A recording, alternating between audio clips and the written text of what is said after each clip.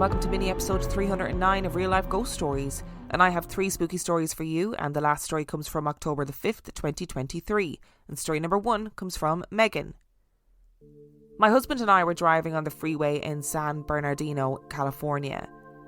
It was between 6:45 and 7:15 p.m. and the sun was setting, almost completely gone. So the sky was a periwinkle colour but not dark yet. As we were driving, I noticed a line of several lights in the sky, maybe 40 to 50 feet in length and possibly a quarter of a mile in the sky in front of us. Take that with a grain of salt, as estimating distances is not my forte. My husband is driving and I say, "Oh my God, I think that's a UFO." He looks and sees it too. Seconds after he sees it, the lights quickly go out one by one and completely disappeared. It was not Starlink, as it was not moving and there were no visible stars in the sky. It's possible that it was a very long set of drones, but I'm sceptical as the colours did not change, the lights did not change their formation, and I believe it was light enough to still see the drones if the lights were turned off. But I'm no expert with drones and not good at measuring distance, so I do want to keep an open mind and be logical. My husband agrees that what we saw was an unidentified flying object, but is of the opinion that it was most likely human-made. I'm sticking with aliens. Megan, how dare you throw an alien story my way so early into 2024? I'm aware you sent this back in late September, October, okay? But I'm getting to it early 2024. And we're really, you want to introduce aliens at this point in the year? I'm joking, obviously, but my first thought was the Starlink, so I love how you got it in there and said, no, it wasn't the Starlink. I can read your thoughts, Emma, and it wasn't the Starlink. I'm recording this episode on New Year's Day, and last night I was watching the fireworks in London on TV, and a part of that was they had these big drones that all flew in formation to create different shapes and images in the sky, and it was honestly mind-blowing. Like, they had drones that were like dandelions with clocks blowing away, huge in the sky. A drone of a baby blowing bubbles. What? Like, how do you even program things to do that? And I'm not being funny, but if that's what we're doing with drones for frivolity, what military things are happening that we don't know about? I sound like I really should be well and truly in my tinfoil hat right now. But, you know, it really made me think. So I've decided that every single UFO story that comes in from now on, I'm just saying that it's super high-powered military drones. I don't care if they have video evidence of little green men coming out of that alien spaceship. It's a drone. It's always going to be a drone. We're sticking with drones. Thank you. And story number 2 comes from Audrey. Both my stories happened over the summer of 2020. It was at the height of COVID-19 and quarantine regulations were extremely strict. My younger sister and I were working in Alaska to make some money to pay for college. I hate Alaska. It's always 60 degrees and raining with giant mosquitoes everywhere. But it was only 2 months and my sister really wanted to go, so I went. This summer my sister was 17 and I was 20. COVID had not yet reached Alaska, so the state was very serious about their regulations. For the first 2 weeks of our stay in Alaska, we had to be quarantined, literally locked in one room for 2 weeks. So as soon as we got off the plane, me and my little sister were locked in my grandparents' basement for a solid 2 weeks, living off of canned food, with our only connection to the outside world being one tiny basement window. There was only one door in or out of the basement, which was always locked as everyone was terrified of us as possible COVID carriers. Anyways, it was in the last day of our quarantine and we were going a little stir crazy. I hadn't been sleeping well as I was sleeping on a cot on the concrete floor, and I was just excited to get through the night and be able to finally start work the next morning and leave the dark, cluttered basement. For reference, the basement was basically a square with a row of shelves that divided the room in half. So there was a small area by the window and a large area by the door where we slept. It was about 2 a.m. on our last night when I woke up to my sister standing over me in the darkness. It was so dark I could see nothing but her outline. "Did you hear that?" she asked in a whispered voice. There was a moment of silence. Then, from behind the shelves, near the window, a man's voice spoke. "Are you scared of me?" "You should be." I was still half asleep, but I knew instantly that the voice was absolutely real and absolutely coming from inside our room. This was obviously impossible as we were locked in that basement and I was sleeping in front of the only door. My mind raced to the conclusion that someone broke in through the tiny window and was hiding on the other side of the shelves. The voice spoke again, but this time it was just a horrifying, high-pitched laugh. I looked up at my sister and then over to the locked door and realised that we had absolutely nowhere to run and nothing we could do. So I rolled over and went back to sleep. My sister still does not forgive me for this. I woke up the next morning alive and well and asked my sister what had happened. After I had gone back to sleep, she bravely crept back behind the shelves by herself to see where the voice was coming from.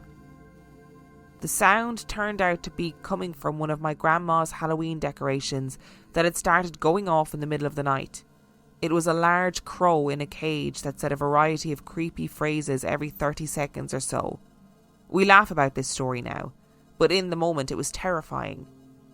Also, we realised the next morning that the crow had no batteries in him and was switched off. He never went off again that whole summer. My second story I still can't explain to this day. My sister and I were working on a paint crew, painting apartments and getting them ready for people to move in. We went through dozens of apartments, all unremarkable. One of our co-workers told us a story about an apartment he worked on the year before where the woman living in it was supposed to be evicted. He went into her apartment to find all of her stuff still inside, untouched, but she had vanished. As they were repainting the apartment, he went into the downstairs closet and found a strange hole in the floor. The woman had dug a hole in the closet and was living under the apartment's floor. He had to call the police and remove her from the hole. I don't know if the story was true or if he made it up to make two young girls scared of closets, but it definitely worked. I refused to paint a closet alone after that one. Anyways, one day we were assigned a new apartment, and it was an eviction move out. This apartment immediately gave me a bad feeling. Our first walkthrough revealed that almost every single wall had small splatters of dried blood. Not like crime scene level amounts, but it definitely looked like abuse of some kind. There was especially a lot of dried blood on the back of the front door. Rumours were circulating that it was a couple who lived there and they were evicted for domestic violence. As disgusting as it was, we just cleaned it up and painted over it like the blood was never there. Nobody said anything about it. The apartment also needed a window replaced downstairs in the kitchen, which me and a co-worker did in the afternoon. Then we locked up the apartment, including locking up all the windows, and left for the day. The next morning we came back to finish painting upstairs. I went in the apartment first and walked into the kitchen, which had a hardwood floor. I took one step into the kitchen and stopped. On the hardwood floor were clear, muddy footprints leading from the window we replaced the day before. I panicked, immediately assuming someone had broken in. Me and my sister ran back outside and called in our other co-worker to go inside and find whoever had broken in. He came back out to tell us that no one was in the apartment and the window was still locked from the inside. We ended up having no choice but to go back in and finish painting the apartment. When I got a better look at the muddy footprints, which were still clearly there on the kitchen floor, I saw that they were large and barefoot. They came from the window and then stopped dead in the middle of the kitchen floor, as if whoever made them was still standing there. All of us saw them, and they were very physically real. I had to actually mop them off the floor. To this day, I can't explain how the footprints got there, as the whole apartment was definitely locked and there was nothing out of place in the rest of the apartment. I feel bad for whoever moved in after that, as that place definitely was storing some bad energy. Regardless, I have never been happier to leave Alaska, and I do not plan on going back. I know it must have been really scary for you and your sister at the time, right? But if you were my sister, and I do have a sister, and she turned over and went to sleep in the middle of a man being somehow in the locked basement that we were in. You wouldn't have to worry about him murdering you, because I would murder you. I'd be like, listen, if you think that you are leaving me to deal with this on my own, you've got another thing coming, okay? Then I would murder you, and then I would still be on my own. And then I would find out that it was a Halloween decoration, and it would feel like a massive overreaction. I can only imagine that your sister must have nearly passed out with relief when she realised it was a Halloween decoration, because that is so terrifying. And obviously then you'd think, oh my God, has somebody actually somehow broken in, and are we about to be murdered? Are we about to be killed stone dead? But it is weird that it, was a Halloween toy that had no batteries in it and was switched off. That is definitely strange. And I wonder if this is like cost cutting in the afterlife, if they're trying to figure out ways to make their business more efficient. And they're like, listen, Halloween decorations already do half the work for us. All we have to do is zap them to make them do the talky thing. And then everybody's freaked out and we've done half the work. Maybe that and the recycling of old Victorian nightgowns is how the afterlife are becoming more industrious. It must have been awful to go into that apartment, and obviously it has this terrible vibe, and then you realise there's flecks of blood all over the wall, and you'd be thinking, oh my God, awful things definitely happened here. And I'd imagine that creates terrible, horrible energy. And it really does sound like you and your sister did all the right things, seeing the footprints, assuming somebody had broken in, leaving the house, getting a co-worker to come and help, etc., etc.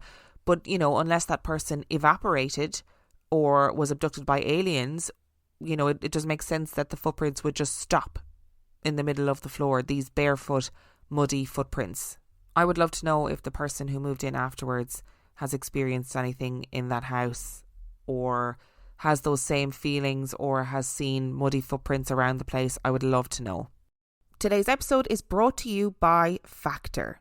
The holiday season can be such a jam-packed, busy time.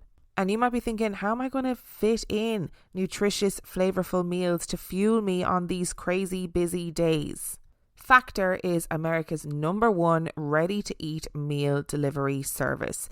And they can help you to eat well for breakfast, lunch and dinner by offering chef-prepared, dietitian-approved, ready-to-eat meals delivered straight to your door. Sometimes when life gets too hectic, meal prepping ends up taking a back seat. But with Factor, you can skip the meal planning, the grocery shopping, the chopping, the prepping, the cleaning up, etc. and get Factor's fresh, never frozen meals delivered to your door.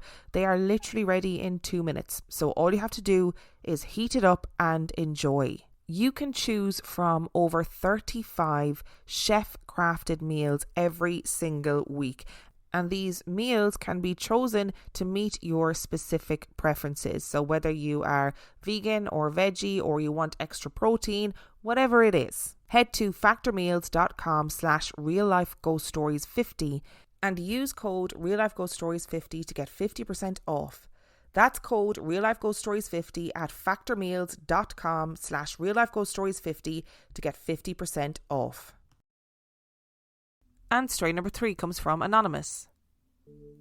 Long story short, my partner and I recently bought a house.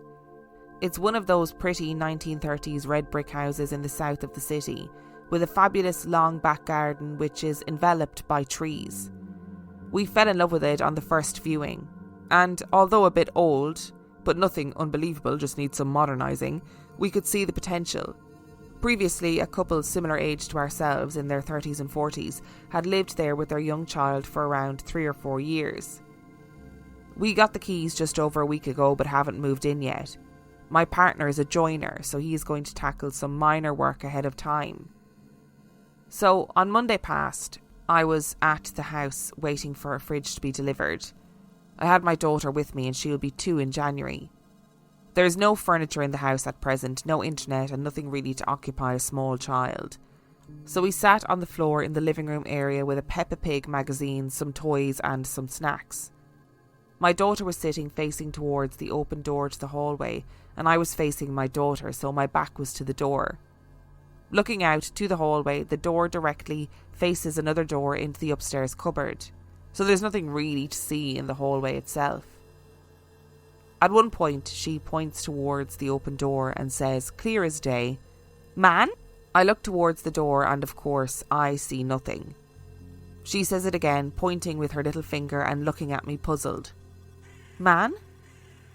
I can tell in her voice that she is saying it as though it's a question, as in, who is that man, kind of thing.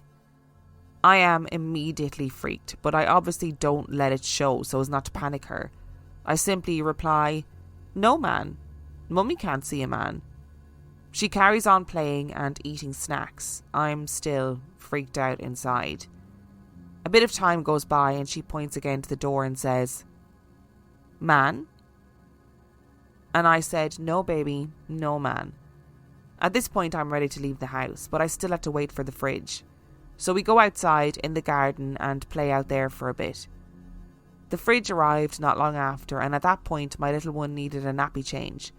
So I took her upstairs where it's carpeted, plus I was a bit freaked out being in the front room now, and changed her nappy. After this, she ran around the room a little, just excited, playful runs little kids do when they have a lot of space. And she stopped to look out the window. We were looking out the window at the garden, pointing out squirrels, etc., when my daughter suddenly turned around and looked towards the open bedroom door behind us. It was as if she heard a noise or something that I didn't see or hear.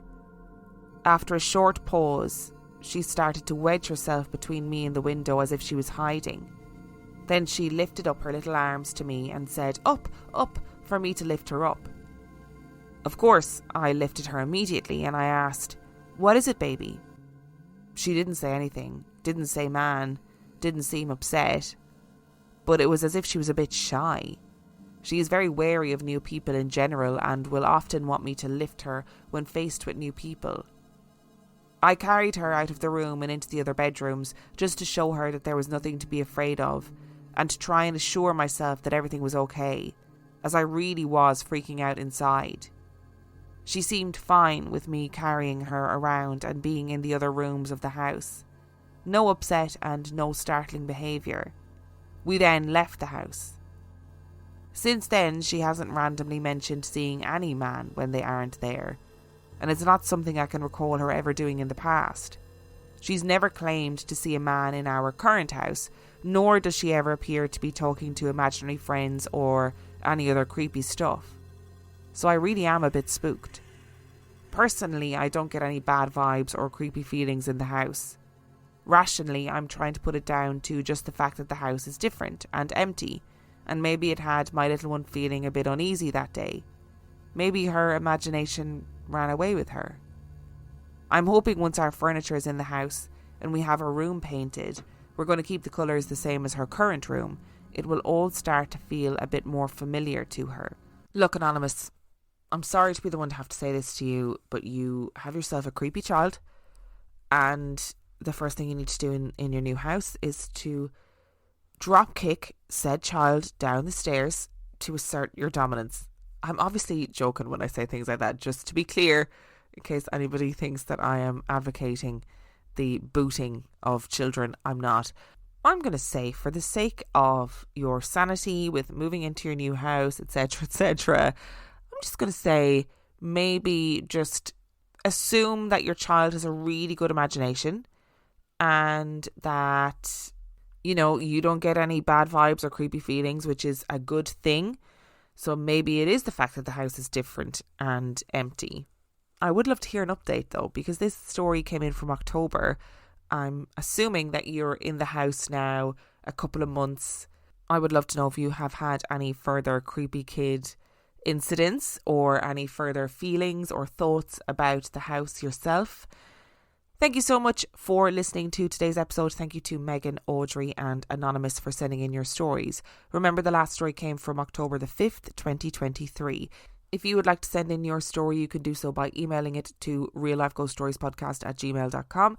You can also check out the website reallifeghoststoriespodcast.com. And if you are desperate for some extra spooky content, you can subscribe to the Patreon. That is patreon.com/reallifeghoststories, where for $5 a month or $2 a month, you get access to heaps of extra content, as well as every single main and mini episode completely ad-free. And on that note, I shall see you next time.